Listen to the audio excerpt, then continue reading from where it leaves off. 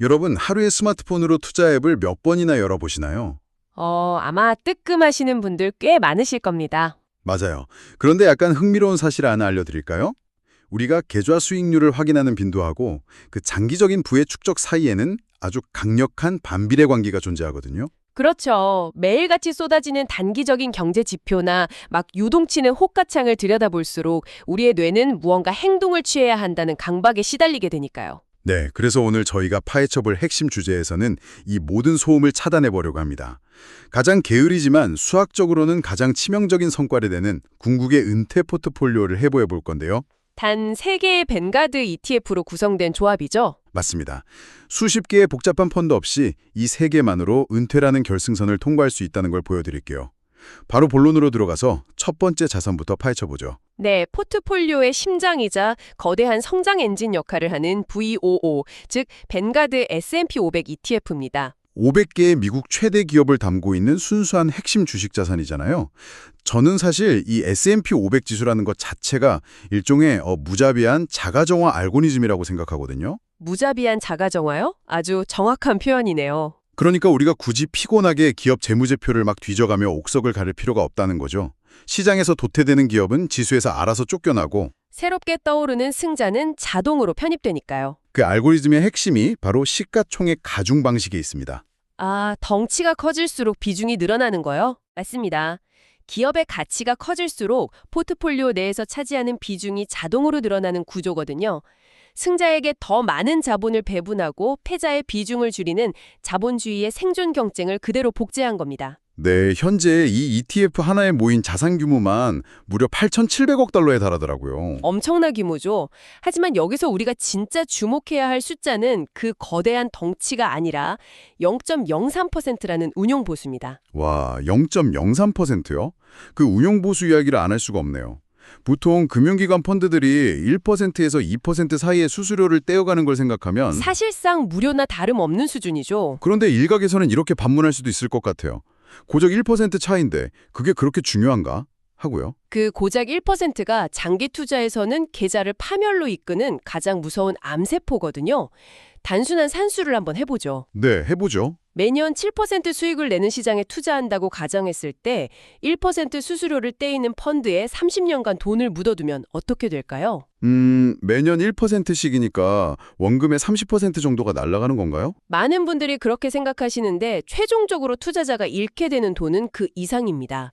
복리 효과가 훼손되면서 투자자가 마땅히 누려야 할 최종 자산의 무려 25%에서 30%가량이 금융기관의 주머니로 고스란히 빠져나가게 되죠. 와, 내 전체 자산의 거의 3분의 1이요? 30년 뒤에 내 자산을 이름 모를 펀드 매니저의 요트 구매 비용으로 지불하고 싶은 사람은 아무도 없겠죠. 그렇죠. 0.03%의 초저비용 ETF를 선택한다는 건 그 거대한 복리의 마법을 온전히 내 계좌에 가둬둔다는 것을 의미합니다. 확실히 와닿네요. 그런데 S&P 500에 집중하는 전략에 대해 근본적인 의문이 하나 듭니다. 500개 대기업만 담는 게 과연 진정한 의미의 분산 투자일까요? 아주 날카로운 질문입니다. 학계나 일부 전문가들이 자주 지적하는 부분이죠. 네, 대형주뿐만 아니라 향후 크게 성장할 잠재력을 가진 중소형주까지 모두 포함하는 전체 주식시장 ETF 같은 자산을 편입해야 하는 거 아닌가요? 소형주 프리미엄을 누려야 한다고 주장하잖아요. 사실 중소형주가 장기적으로 대형주보다 더 높은 기대 수익을 제공한다는 건 재무학에서 아주 오랫동안 검증된 이론입니다. 그러면 학술적으로는 미국 내 수천 개의 기업을 모두 담는 게 더 합리적인 거네요. 이론적으로는 그렇죠. 하지만 현실 세계의 투자는 엑셀 스프레드시트 위에서 이루어지지 않거든요. 우리는 심리적 알파라는 개념을 고려해야 합니다. 심리적 알파요?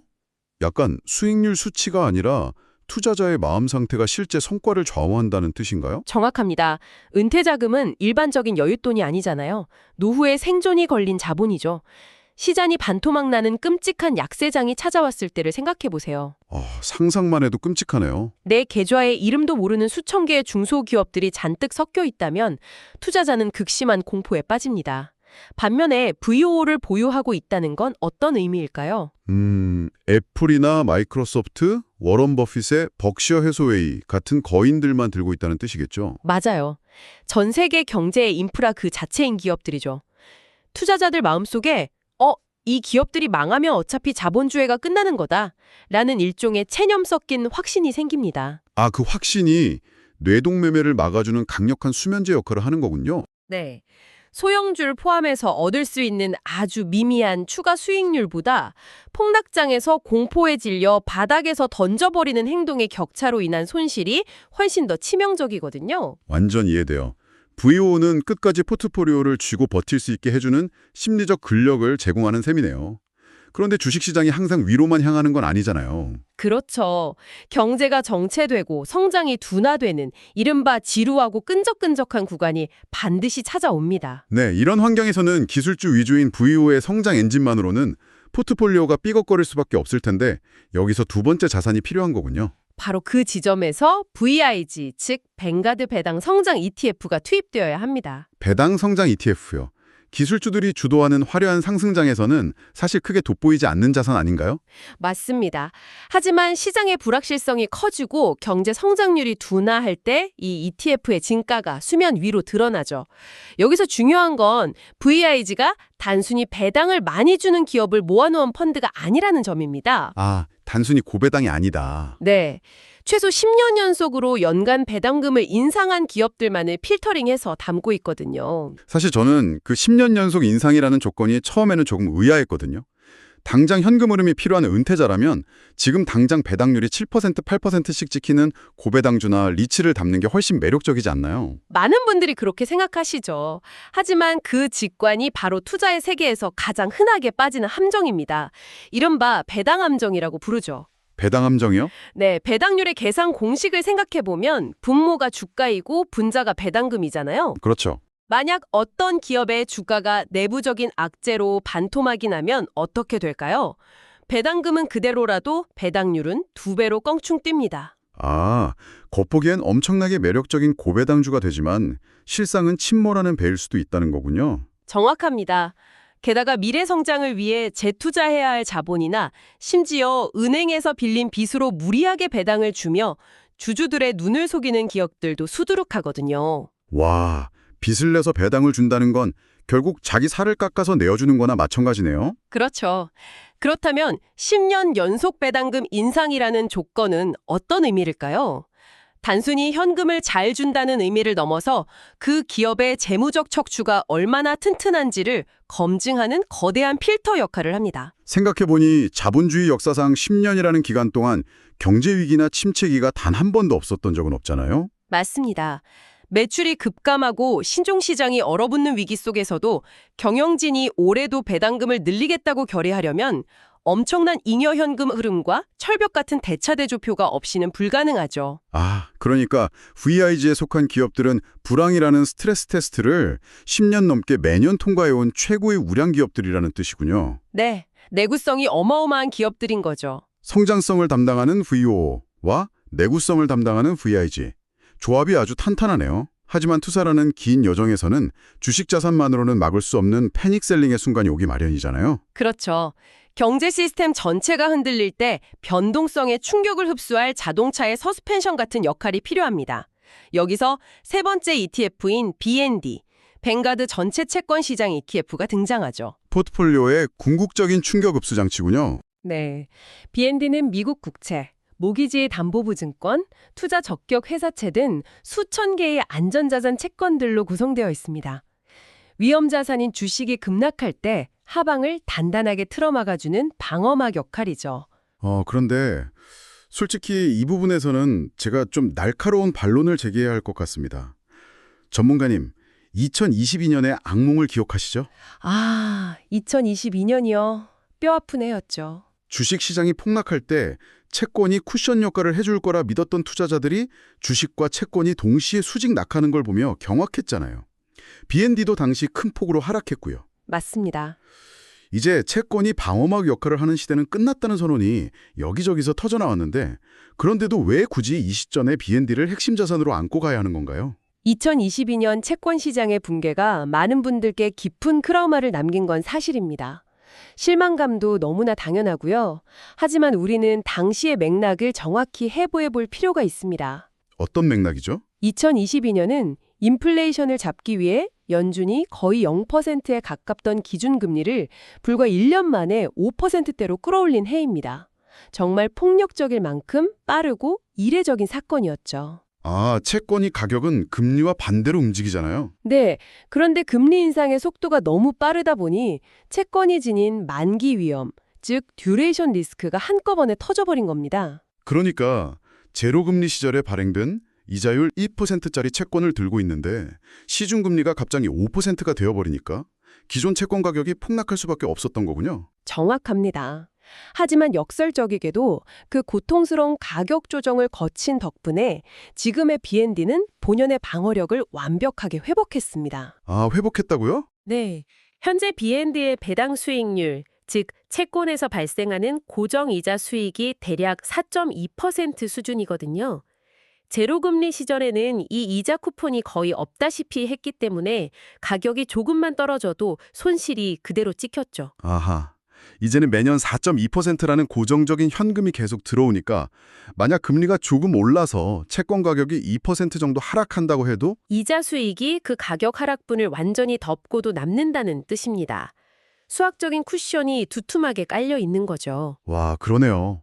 방어력이 확실히 달라졌겠어요. 게다가 BND의 내부 구조를 뜯어보면 더 안심이 됩니다. 단순히 미국 정부가 보증하는 국채뿐만 아니라 수많은 주택담보 대출을 묶은 모게지담보부 증권, 그리고 애플처럼 초우량 기업들이 발행한 회사채가 촘촘하게 섞여 있거든요. 국가, 부동산 시장, 우량 기업이라는 세 개의 거대한 기둥에 리스크가 완벽하게 분산되어 있는 거군요. 네. 다음번 경기 침체가 찾아와서 주식시장이 다시 곤두박질 칠 때 4%대 이자를 또박또박 지급하면서 가격마저 상승하는 BND의 진가를 다시 목격하게 되실 겁니다. 과거에 한 번 예외적인 사고 때문에 자동차에서 아예 서스펜션을 떼어내고 달리는 건 미친 짓이네요. VO가 성장을 이끌고 VIG가 내구성을 더하고 BND가 흔들림을 잡아준다. 아주 견고한 삼각편대입니다. 완벽한 밸런스죠. 그런데 이 완벽해 보이는 요새를 가만히 들여다보니까 의도적으로 비워둔 공간들이 좀 보입니다. 어떤 부분이죠? 이 세 개의 ETF는 철저하게 미국 시장에만 100% 노출되어 있잖아요. 완벽한 분산 투자를 설파하는 교과서대로라면 신흥국이나 유럽을 포함하는 해외 주식 혹은 수익률을 높일 수 있는 하이힐드 채권 같은 자산들이 반드시 포함되어야 하는 거 아닌가요? 이 지점에서는 금융시장의 현실과 이론의 괴리를 아주 투명하게 짚고 넘어가야 합니다.